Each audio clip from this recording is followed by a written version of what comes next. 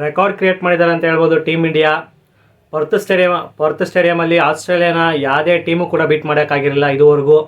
So ಇವತ್ತು ಆ ರೆಕಾರ್ಡ್ನ beet ಮಾಡಿದೆ ಅಂತ ಹೇಳ್ಬೋದು. ಫಸ್ಟ್ ಟೈಮ್ ಆಸ್ಟ್ರೇಲಿಯಾನ ಪರ್ತ್ ಸ್ಟೇಡಿಯಮಲ್ಲಿ ಸೋಲ್ಸಿರೋದು ನಮ್ಮ ಟೀಮ್ ಇಂಡಿಯಾ. ಕಂಗ್ರ್ಯಾಚುಲೇಷನ್ ಗುರು, ಏನು ಆಡಿದ್ದು ಗುರು ಟೆಸ್ಟ್ ಮ್ಯಾಚು. ಕ್ರೇಜಿ ಸೀರೀಸ್ ಇತ್ತು ಈ ಸೀರೀಸ್ ಮಾತ್ರ. ಫುಲ್ ಕಂಪ್ಲೀಟ್ ಫಸ್ಟ್ನೇ ದಿನ ಒಂದು 150ಗೆ ಅಲೌಟ್ ಆದ್ವಲ್ಲ, ಡೇ 150ಗೆ ಅಲೌಟ್ ಆಗಿದ್ದು ಬಿಟ್ಟರೆ ಮಿಕ್ಕಿದ್ದು ಸೆಷನ್ ಅದು ಡೇ 1 ಥರ್ಡ್ ಸೆಷನಿಂದ ಇಂಡಿಯಾ ಪೂರ್ತಿ ಕಂಪ್ಲೀಟ್ ಡಾಮಿನೇಷನ್ ಅಂತ ಹೇಳ್ಬೋದು. ಸೆಕೆಂಡ್ ಡೇನು ಫುಲ್ಲು ಕಂಪ್ಲೀಟು, ಥರ್ಡ್ ಡೇನೂ ಅಷ್ಟೇ, ಫೋರ್ತ್ ಡೇ ಆಲ್ರೆಡಿ ಮ್ಯಾಚೇ ಮುಗಿಸಾಕಿದ್ದಾರೆ, ನಿಮಗೆ ಗೊತ್ತು, ಅದಕ್ಕೆ ಬೇಗ ವೀಡಿಯೋ ಮಾಡ್ತಾಯಿದ್ದೀನಿ. ಸೊ ಒನ್ ಡೇ ಸ್ಪೇರಲ್ಲಿ ಹೊಡೆದಾಕಿದ್ದಾರೆ ಆಸ್ಟ್ರೇಲಿಯಾನ. ಅದು ಆಸ್ಟ್ರೇಲಿಯಾನ ಆ ಸ್ಟೇಡಿಯಮಲ್ಲಿ ಹೊಡೆಯೋದು ಯಾವುದೇ ಟೀಮ್ಗೂ ಆಗಿರಲಿಲ್ಲ. ಸೊ ಅದನ್ನು ಫಸ್ಟ್ ಟೈಮ್ ನಮ್ಮ ಟೀಮ್ ಇಂಡಿಯಾ ಮಾಡಿದೆ. ಸೊ ಯಾವ ಥರ ಇತ್ತು ಈ ಮ್ಯಾಚ್ ಅಂತ ಡಿಸ್ಕಸ್ ಮಾಡೋಣ. ಸೊ ವೀಡಿಯೋಗೆ ಹೋಗಿಂತ ಮುಂಚೆ ಯಾರನ್ನ ಫಸ್ಟ್ ಟೈಮ್ ಬಂದು ನಮ್ಮ ಚಾನಲಲ್ಲಿ ವೀಡಿಯೋಸ್ಗಳು ನೋಡ್ತಾ ಇದ್ದಾರೆ, ವೀಡಿಯೋಸ್ಗಳು ಇಷ್ಟ ಆಗ್ತಾಯಿದ್ರೆ ಸಬ್ಸ್ಕ್ರೈಬ್ ಮಾಡ್ಕೊಳ್ಳಿ. ನಿಮ್ಮ ಸಪೋರ್ಟ್ ಈ ಚಾನಲ್ಗೆ ಬೇಕು ಅಂತ ಹೇಳ್ತಾ, ನಿಮಗೆ ಗೊತ್ತು ಫಸ್ಟ್ ಇನ್ನಿಂಗ್ಸಲ್ಲಿ ಟೀಮ್ ಇಂಡಿಯಾ 150ಕ್ಕೆ ಆಲ್ಔಟ್ ಆಗ್ತಾರೆ.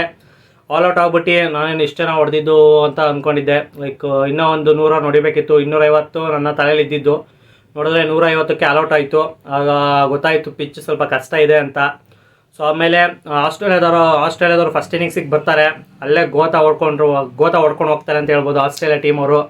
104ಕ್ಕೆ ಆಲ್ಔಟ್ ಆಗ್ತಾರೆ. ಅಲ್ಲಿ ಬೆಂಕಿ ಬೌಲಿಂಗ್ ಮಾಡಿದಂದರೆ ನಮ್ಮ ಬೂಮ್ರಾ, ಸಿರಾಜ್, ಹರ್ಷಿತ್ ರಾಣಾ. ಸೊ ಬೂಮ್ರಾಗೆ 5 ವಿಕೆಟ್ ತೊಗೊತಾರೆ, ಹರ್ಷಿತ್ ರಾಣಾ 3 ವಿಕೆಟು, ಸಿರಾಜ್ ಅವರು 2 ವಿಕೆಟು. ಸೊ ಕಂಪ್ಲೀಟ್ ಬಾಲರ್ಸ್ ಎಲ್ಲರೂ 3 ಜನ ಫಾಸ್ಟ್ ಬಾಲರ್ಸು ಸಖತ್ತಾಗಿ ಮಾಡಿದ್ರು ಫಸ್ಟ್ ಇನ್ನಿಂಗ್ಸು. ಸೊ ಅಲ್ಲೇ ಔಟ್ ಮಾಡಾಕಿದ್ರು. ಯಾರು ಅಷ್ಟೊಂದು ಸ್ಕೋರ್ ಮಾಡೋಕ್ಕಾಗಲಿಲ್ಲ ಆಸ್ಟ್ರೇಲಿಯಾ ಕಡೆ.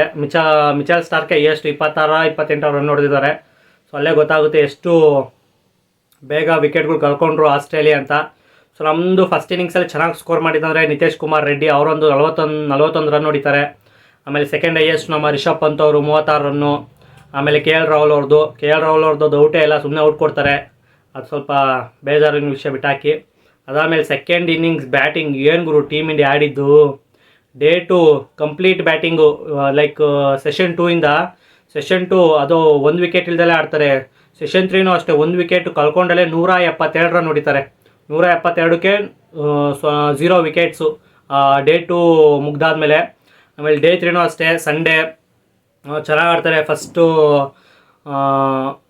ಸೆಷನಲ್ಲಿ ಒಂದೇ ವಿಕೆಟ್ ಹೋಗೋದು ನಮ್ಮ ಇವ್ರದ್ದು ಕೆ ಎಲ್ ರಾಹುಲ್ ಅವರು ಸಖತ್ ಆಡ್ತಾರೆ. ಅವರು ಒಂದು 77 ರನ್ ಹೊಡೆದು ಔಟ್ ಆಗ್ತಾರೆ. ಅದಾದಮೇಲೆ the new arrival of king SSC Jaiswal ಅವರು 162 ಹೊಡೆದ್ಬಿಟ್ಟು ಔಟ್ ಆಗ್ತಾರೆ. ಕ್ರೇಜಿ ಇನ್ನಿಂಗ್ಸ್ ಆಡ್ತಾರೆ ಮಾತ್ರ SSC ಜೈಸ್ವಾಲ್ ಅವರು. ಅವ್ರು ಬಾಲ್ ಬಿಡ್ತಾ ಇದ್ದಿದ್ದಾನೆ ಗೊತ್ತಾಯಿತು ಇವತ್ತು ದೊಡ್ಡ ಸ್ಕೋರ್ ಮಾಡ್ತಾರೆ ಅಂತ. ಸಖತ್ ಟೆಂಪರ್ಮೆಂಟ್ ಇದೆ. ಸೊ ಇದು ಇನ್ನು ತಡೆಯೋಕ್ಕೆ ಇನ್ನು ಬರ್ತಾ ಇರಬೇಕು ಅಷ್ಟೇ. ಇನ್ನು 4 ಟೆಸ್ಟ್ ಮ್ಯಾಚ್ ಇದೆ. ಸೊ ಇನ್ನೂ ಒಂದು 2-3 ಎಕ್ಸ್ಪೆಕ್ಟ್ ಮಾಡ್ಬೋದು SSC ಜೈಸ್ವಾಲ್ ಅವ್ರ ಕಡೆಯಿಂದ, ಇನ್ನೂ 2-3 ಸೆಂಚುರಿ. ಅದಾದಮೇಲೆ ನಮ್ಮ ಹಳೆ ದ ಕಿಂಗಿಗೆ ಮೀನಿಂಗ್ ನಮ್ಮ ವಿರಾಟ್ ಕೊಹ್ಲಿ ಅವರು ಮತ್ತೊಂದು ಸೆಂಚುರಿ ಹೊಡಿತಾರೆ. ಸೊ ಅವ್ರ ಸೆಂಚುರಿಗೆ ಫುಲ್ಲು ಸ್ಟೇಡಿಯಮ್ಮೇ ಕಾಯ್ಕೊಂಡು ಕೂತಿರುತ್ತೆ. ಮತ್ತು ನಾವು ಡಿಕ್ಲೇರ್ ಬೇರೆ ಮಾಡಬೇಕಿದ್ದು. ಆಮೇಲೆ ಏನು ಗುರು 77 ರನ್ನಲ್ಲೇನೋ ಇರ್ತಾರೆ. ನೆಕ್ಸ್ಟ್ ಒಂದು 30 ಬಾಲ್ಗೆ 30 ಬಾಲು ಆಡಿರಲ್ಲ ಅನ್ಕೋತೀನಿ, ಒಂದು 20 ಬಾಲ್ಗೆ ನೆಕ್ಸ್ಟ್ ಸೆಂಚುರಿ ಮಾಡ್ಕೊತಾರೆ. ಚಿಂದಿ ಆಡ್ತಾರೆ. ಆ ಕಿಂಗಿನ ಕಳೆ ಇನ್ನೂ ಹೋಗೇ ಇಲ್ಲ, ರನ್ ಹೊಡೆಯೋ ಹಸು ಹಂಗೆ ಇದೆ. ಸೊ ಅದೇ ಥರ ಇನ್ನೊಂದು ಸೆಂಚುರಿ, 30ನೇ ಸೆಂಚುರಿ ಟೆಸ್ಟ್ ಕ್ರಿಕೆಟಲ್ಲಿ. ಮತ್ತು ಟೋಟಲ್ ಇಂಟರ್ನ್ಯಾಷನಲ್ ಸೆಂಚುರಿ 81ನೇ ಸೆಂಚುರಿ ಗೊತ್ತು ನಿಮಗೆ. ಆಮೇಲೆ ಅವ್ರಿಗೆ ಸಪೋರ್ಟಿಂಗ್ ಮಾಡಿದ್ದು ನಿಮಗೆ ಹೇಳಿದ್ದೆ, ಕೆ ಎಲ್ ರಾಹುಲ್ ಚೆನ್ನಾಗಿ ಆಡಿದ್ರು ಅಂತ. ಅದಾದಮೇಲೆ ಇವರು ಚೆನ್ನಾಗಿ ಆಡಿದ್ರು, ಪರವಾಗಿಲ್ಲ. ಯಾರಪ್ಪ ನಿತೇಶ್ ಕುಮಾರ್ ರೆಡ್ಡಿ. ಏನು ಗುರು ನಿತೇಶ್ ಕುಮಾರ್ ರೆಡ್ಡಿ 140 ಸ್ಟ್ರೈಕ್ ರೇಟಲ್ಲಿ ಆಡ್ತಿದ್ರು ಗುರು, ಸಖತ್ ಆಡ್ತಾಯಿದ್ರು.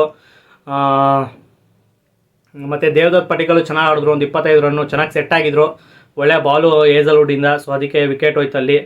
ಮತ್ತು ಇವರು ಚೆನ್ನಾಗಿ ಆಡಿದ್ರು. ನಮ್ಮ ರಿಷಬ್ ಪಂತ್ ಅವ್ರು ಬೇಗ ಔಟ್ ಆದ್ರು ಸೆಕೆಂಡ್ ಇನ್ನಿಂಗ್ಸು, ಅದು ಸೆಕೆಂಡ್ರಿ. ನೆಕ್ಸ್ಟ್ ಬರ್ತಾರಿರಿ ನೆಕ್ಸ್ಟ್ ಟೆಸ್ಟ್ ಮ್ಯಾಚ್ಗಳೆಲ್ಲ ಅವರಿಂದ ಒಂದು 2-3 ಎಕ್ಸ್ಪೆಕ್ಟ್ ಮಾಡಲೇಬೇಕು ಈ ಆಸ್ಟ್ರೇಲಿಯಾ ಸೀರೀಸಲ್ಲಿ. ವಾಷಿಂಗ್ಟನ್ ಸುಂದರ್ ಅಷ್ಟೇ ಚೆನ್ನಾಗಿ ಆಡಿದ್ರು, ಕೊಹ್ಲಿ ಜೊತೆ ಪಾರ್ಟ್ನರ್ಶಿಪ್ ಬೆಳೆಸ್ಕೊಂಡು ಹೋದ್ರು.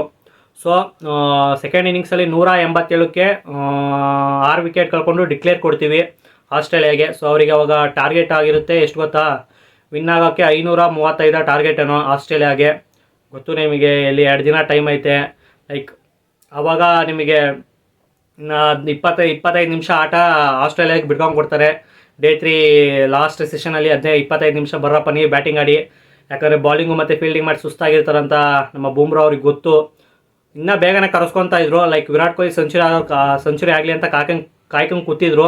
ಅವ್ರು ಸೆಂಚುರಿ ಆದ ತಕ್ಷಣ ಕರೆದ್ಬಿಡ್ತಾರೆ, ಬನ್ನಿ ಡಿಕ್ಲೇರ್ ಕೊಡ್ತಾ ಇದ್ದೀನಿ ಅಂತ. ಸೊ ಅದಾದಮೇಲೆ ಅಲ್ಲೇ ನಿಮಗೆ 25 ನಿಮಿಷದಲ್ಲೇ 3 ವಿಕೆಟ್ ತೆಗೆದಾಕ್ತಾರೆ ಟೀಮ್ ಇಂಡಿಯಾ. ಅದರಲ್ಲಿ ಬೂಮ್ರಾಗೆ 2 ವಿಕೆಟು ಮತ್ತು ಸಿರಾಜ್ಗೆ 1 ವಿಕೆಟು. ಸೊ ಅಲ್ಲೇ ಫುಲ್ಲು ಆಸ್ಟ್ರೇಲಿಯಾದು ನಂಬಿಕೆ ಅಲ್ಲೇ ಫುಲ್ಲು ಓಮ್ ಆಗಿಬಿಟ್ಟಿರುತ್ತೆ. ಯಾರೂ ಇರಲಿಲ್ಲ.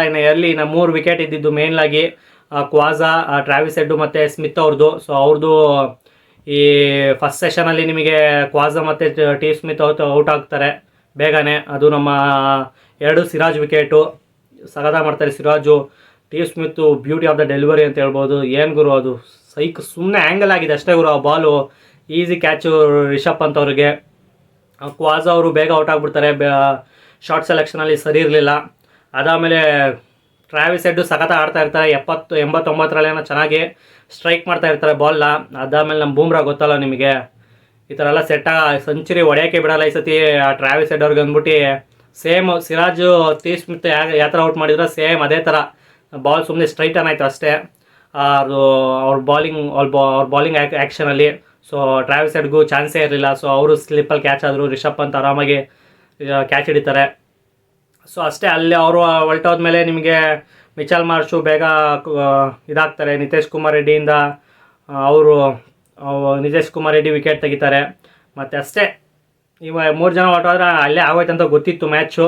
ಸೊ ಆಮೇಲೆ ವಾಷಿಂಗ್ಟನ್ ಸುಂದರ್ ಅವರು 2 ವಿಕೆಟು, ಸಿರಾಜ್ ಅವರು 3 ವಿಕೆಟು, ಬೂಮ್ರಾ ಅವರು 3 ವಿಕೆಟು, ಮತ್ತು ನಿತೀಶ್ ಕುಮಾರ್ ರೆಡ್ಡಿ ಮತ್ತು ನಿತೇಶ್ ರಾಣಾ ಅವರು ಒಂದೊಂದು ವಿಕೆಟ್ ತೆಗೆದರು. ಸೊ ಇದೂ ಅಷ್ಟೇ. ನಮ್ಮ 5 ಜನ ಬಾಲರ್ಸು ಒಂದೊಂದು ವಿಕೆಟು, 2 ವಿಕೆಟು, 3 ವಿಕೆಟ್ ತೆಗೆದ್ಬಿಟ್ಟು ಕಂಪ್ಲೀಟ್ ಆಸ್ಟ್ರೇಲಿಯಾನ ಮಲಗಿಸ್ಬಿಡ್ತಾರೆ ಫಸ್ಟ್ ಟೆಸ್ಟ್ ಮ್ಯಾಚಲ್ಲಿ ಅಂತ ಹೇಳ್ಬೋದು. ಸೊ ಇನ್ನು 4 ಟೆಸ್ಟ್ ಮ್ಯಾಚ್ ಇದೆ. ಈ 4ಅಲ್ಲಿ 3 ವಿನ್ ಆಗಬೇಕು. 3 ವಿನ್ ಆದರೆ ಒಂದು ಹೋಗಿ ಅಲ್ಲಿ ಒಂದು ಬಾಂಡಲ್ಲಿ ಹೋಗ್ಬಿಟ್ಟು ಸೀಲ್ ಹೋಗ್ತದಷ್ಟೇ. ನಾವು ಪಕ್ಕ ಹೋಗೇ ಹೋಗ್ತೀವಂತ WTCಗೆ. ಸೊ ಅದೇ ಥರನೇ ಆಗಲಿ ಅಂತ ಅಂದ್ಕೊಳೋಣ ಎಲ್ಲರೂ. ಸೊ ಇದೇ ಥರನೇ ಇನ್ನೂ ಒಂದು 3 ಟೆಸ್ಟ್ ಮ್ಯಾಚ್ ವಿನ್ ಆಗಲಿ ಈ ಬಾರ್ಡರ್ ಗವಾಸ್ಕರ್ ಟ್ರೋಫಿಲಿ. ಸೊ ಇಷ್ಟು ಮ್ಯಾಚ್ನ ರಿವ್ಯೂ ಆಗಿತ್ತು. ನಿಮಗೇನಿಸ್ತು ಫಸ್ಟ್ ಟೆಸ್ಟ್ ಮ್ಯಾಚ್ ನೋಡಿ ಅಂತ ಕಮೆಂಟ್ ಮಾಡಿ ತಿಳಿಸಿ. ಸೊ ನೆಕ್ಸ್ಟ್ ಟೆಸ್ಟ್ ಮ್ಯಾಚ್ ಇರೋದು ಅಡ್ಲೇಡಲ್ಲಿ. ಸೊ ಅದು ಯಾವಾಗ ಇನ್ನೇನು ಸ್ಟಾರ್ಟ್ ಆಗುತ್ತೆ, 1 ವಾರ ರೆಸ್ಟ್ ಕೊಡ್ತಾರೇನೋ, 1 ವಾರನೋ ಇಲ್ಲ 5 ದಿನನೋ. ಆಮೇಲೆ ನೆಕ್ಸ್ಟ್ ಈಗ ಫ್ರೈಡೇ ಬರುತ್ತಲ್ಲ, ಅವಾಗಿಂದ ಸ್ಟಾರ್ಟ್ ಮಾಡ್ಬೋದು mostly Adelaide test. So Rohit Sharma ಅವರು ವಾಪಸ್ ಬಂದಿದ್ದಾರೆ. ಗೊತ್ತಿಲ್ಲ ಶುಭ್ಮನ್ ಗಿಲ್ ಈಗ ಇಂಜುರಿಯಿಂದ ವಾಪಸ್ ಕಮ್ಬ್ಯಾಕ್ ಮಾಡಿದ್ದಾರೆ ಇಲ್ವಾ ಅಂತ. ಸೊ ಅವ್ರು ಬಂದರೆ KL ರಾಹುಲ್ ತಿರ್ಗಾ ಡೌನ್ ದ ಆರ್ಡರ್ ಬ್ಯಾಟಿಂಗ್ ಆಡಬೇಕು. ಸೊ ಏನು ಮಾಡೋಕ್ಕಾಗಲ್ಲ ಪಾಪ KL ರಾಹುಲ್ ಅವ್ರದ್ದು ಅಷ್ಟೇ. ಸೊ ಮಸ್ತಿತ್ತು ಫಸ್ಟ್ ಟೆಸ್ಟ್ ಮ್ಯಾಚು ಕಂಪ್ಲೀಟು. ಅದು ಹೇಳಿದ್ನಲ್ಲ ಸ್ಟಾರ್ಟಿಂಗ್ ಬಿಟ್ಟರೆ ಎಲ್ಲ ಇಂಡಿಯಾ ಎಲ್ಲ day 2, day 3, day 4 full India dominance ಮಾಡಿ ಆಸ್ಟ್ರೇಲಿಯಾ ಮೇಲೆ ವಿನ್ ಆಗಿದ್ದಾರೆ. ಸೊ ತುಂಬ ಖುಷಿ ಆಗ್ತಾಯಿದೆ. ಇನ್ನು ಇದೇ ಥರ ಒಂದು 3 ಟೆಸ್ಟ್ ಮ್ಯಾಚ್ ವಿನ್ ಆಗಿಬಿಟ್ರಪ್ಪ ಸಾಕು. ಅಷ್ಟೇ ಕೇಳ್ಕೊಳೋದು ನಮ್ಮ ಟೀಮ್ ಇಂಡಿಯಾಗೆ ನಾವು ಅಂತ ಹೇಳ್ತಾ. ಸೊ ಸಿಗೋಣ ಮತ್ತೊಂದು ವೀಡಿಯೋದಲ್ಲಿ. ಟೇಕ್ ಕೇರ್, ಬಾಯ್.